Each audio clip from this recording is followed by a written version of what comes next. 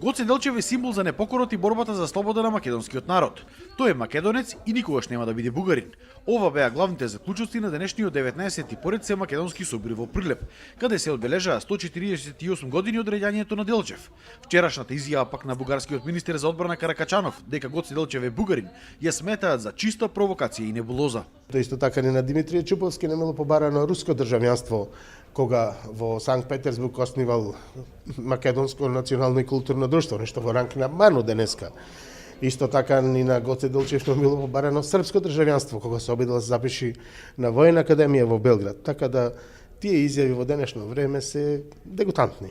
Можеме да му дајдеме преку 70 трудови на лични луѓе, нешто ги вика мали истражувачи, за тоа што бил, како бил и што се чувствувал Гоце Делчев. Тоа само едно нешто провеува низ работата на Гоце Делчев, тоа е слободата на Македонија. За жал, иако на денешната средба биле поканети сите историчари од Друштвото за наука и уметност во Прилеп, никој не сакал да дојде јавно да зборува за Гоце Делчев.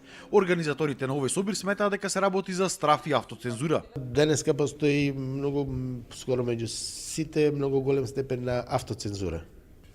Сметам дека можеби тоа во моментов нема да биде добро сватено. На собирот имаше и македонци од Бугарија, Албанија и Грција. Од Домо и Линден истакнаа дека со потпишувањето на договорот за добро соседство со Бугарија, буквално ништо не се подобрило за нив. Се уште Бугарија не сакала да ги регистрира како здружение. Продолжението на геноцида спрему македонците и асимилацијата, тоа нема да се запре скоро. Тоа агенција пуштаме зајавление за вписване за регистрација за пола година, за 6-7 месеци, 5 пати ни откажуваат. Ние сме трн во очите на владеачката партија.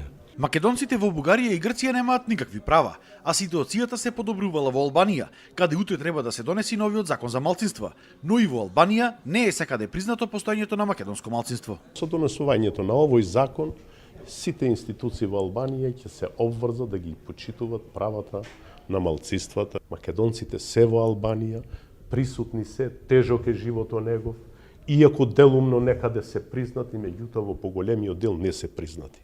Заклучоците од овој семакедонски собир, како и секоја година, се испраќаат до македонската и владите на соседните држави.